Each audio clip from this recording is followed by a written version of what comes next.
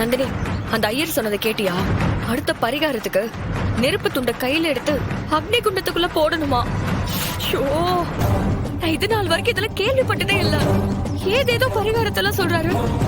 அந்த ஐயர் சொல்ற மாதிரி நான் பண்றதுக்குள்ள என் உயிரே போயிடும் போல இருக்கு. இந்த மாதிரி பரிகாரத்தெல்லாம் யார்தான் கண்டுபிடிச்சாங்கன்னே தெரியல. நான் வேற பரிகாரம் பண்றேன்னு தைரியமா சொல்லிட்டு வந்துட்டேன். ஆனா இது எப்படி பண்ண போறேனே தெரியலையே. எனக்கு நெருப்ப பார்த்தாலே பயம். இதுல எரியற நெருப்பு துண்டை எடுத்து அக்னி குண்டத்துல போடணும்னு வேற சொல்றாரு. அந்த சாமியார் ஏற்கனவே என்ன நல்லா பயமுறுத்தி விட்டுட்டாரு. மித்ரா, நீ சொல்றதெல்லாம் சரிதான். பாட்டி பொங்க பானை உடைஞ்சதுல இருந்து உன் மேல கோவமா இருக்காங்க. ஏற்கனவே ஒரு பரிகாரத்தை சரியா பண்ண முடியாம போயிடுச்சு. இப்போ இந்த பரிகாரத்தையும் சொதப்பனு வச்சுக்கோயேன், அப்புறம் பாட்டி ரொம்ப கோவப்பட்டுருவாங்க. இங்க பாரு, பாரதி முதல்ல அந்த நெருப்பு துண்டை எடுத்து அக்னி குண்டத்துல போடட்டும். அதுக்கப்புறம் இருக்கிற கறிக்கட்டை மேல நான் யாருக்கும் தெரியாம தண்ணியில நினைச்ச கறித்துண்டை எடுத்து போட்டுடுறேன். நீ அது உன் கையால எடுத்து அக்னி குண்டத்துல போட்டுரு. தண்ணியில நனைஞ்சதுனால உன் கை எதுவும் சுடாது. ரெண்டாவது பரிகாரத்தை பண்ண மாதிரியும் ஆயிடும். அப்படி பண்ணா எதுவும் தப்பாயிராதே. வேற என்ன பண்ண முடியும் மித்ரா? இந்த கோயில் அம்மன் ரொம்ப சக்தி வாய்ந்த அம்மன் நான் கேள்விப்பட்டிருக்கேன்.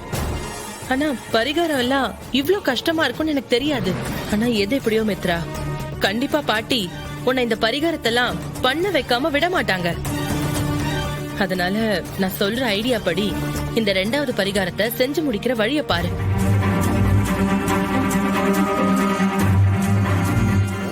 நீ சொல்றதெல்லாம் சரிதான். ஆனா மனசுக்குள்ள லைட்டா பயமா தான் இருக்கு. உன்னை நம்பி இத பண்ணலாம்ல. ஆல்ரெடி இப்படி ஒரு தடவை ஆணி செருப்பு போட்டு நடக்கிறதுக்கு நான் உன்னை நினைச்சு பிளான் எல்லாம் பண்ண போய் கடைசியில வேற மாதிரி ஆயிடுச்சு பாத்தியா? அந்த செருப்பை போட்டுக்கிட்டு நான் கோவில சுத்தி வர்றதுக்குள்ள ஷோ, நான் பட்ட பாடு எனக்கு தான் தெரியும். அன்னைக்கு மிஸ் ஆன மாதிரி எதுவும் ஆயிருமோன்னு லைட்டா சர்க்காவே இருக்கு. நந்தினி, இந்த தடவை மட்டும் தப்பா போச்சு. என் கை காலி. அதனால பார்த்து கொஞ்சம் சரியா பண்ணிடு நந்தினி. நான் பாவம் இல்ல. அன்னைக்கு அந்த பாரதியால தான் அந்த குழப்பமே நடந்துச்சு. இன்னைக்கு அவளும் சேர்ந்து பரிகாரத்தை பண்ணிட்டு இருக்க போறாள். நீ ஒன்னும் கவலைப்படாத. இந்த தடவை மிஸ்ஸே ஆகாம நான் பண்ணிடுறேன். சரி நந்தினி. சார், நீங்க சரியான நேரத்துக்கு வராம போயிருந்தா அவங்க நான் வச்ச பொங்கல் பானைய உடைச்சிருப்பாங்க. பரிகாரத்தை முடிக்க முடியாமலே போயிருக்கோம். அதை விடுங்க பாரதி, நாம நல்ல விஷயங்களை 1000 தடவை திரும்ப பேசலாம்.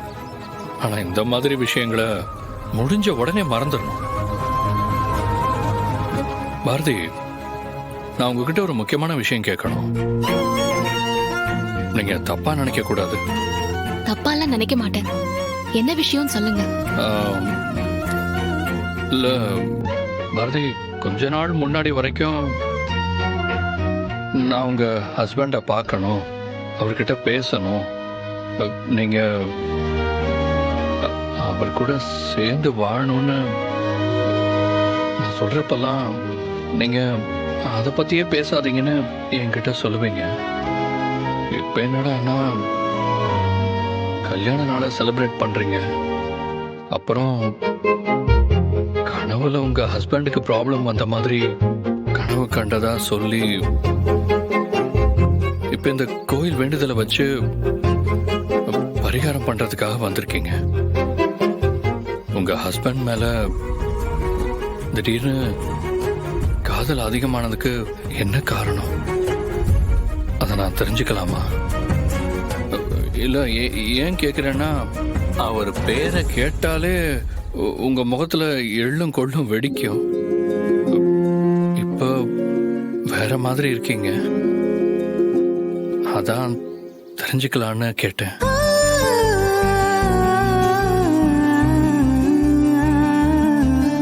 நான் யாரு என்னன்னு தெரியாமலேயே என் மேல இவ்ளோ அன்பா இருக்கீங்க.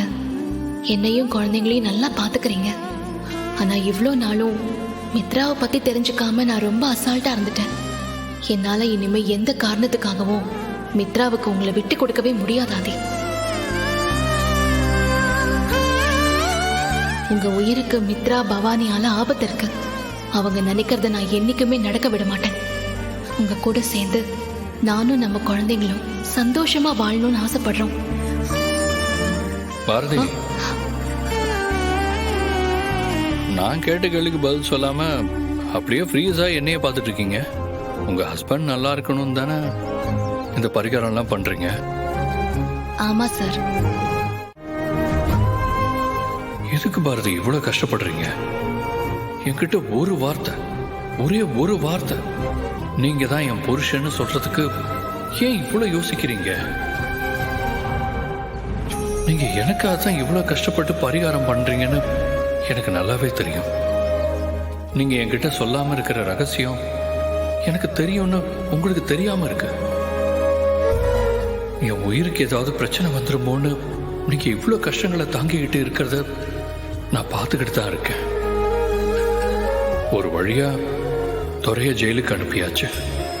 இப்ப அவனுக்கு பின்னாடி யார் இருக்கான்னு கண்டுபிடிச்சா நாம 2 பேரும் பிரிஞ்ச காரணத்தையும் சீக்கிரமா தெரிஞ்சுக்க முடியும். சார், நான் ஃப்ரீஸ் ஆயிட்டேன்னு சொல்லிட்டு இப்ப நீங்க ஃப்ரீஸ் ஆயிட்டீங்க. என்ன விஷயம் சார்?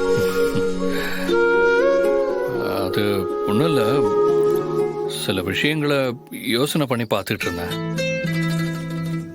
அதனாலதான் என்னைய மறந்து வேற எங்கேயோ போயிட்டேன். கோயில்ல சொல்றதெல்லாம் பார்த்தா பரிகாரம் ரொம்ப கஷ்டமா இருக்கும் போல இருக்கு. பாரதி, பார்த்து பத்திரமா பண்ணுங்க. பரிகாரம் எவ்வளவு கஷ்டமா இருந்தாலும் நீங்க என் பக்கத்துல இருக்கும்போது என்னால அதை ஈஸியா பண்ணிட முடியும்.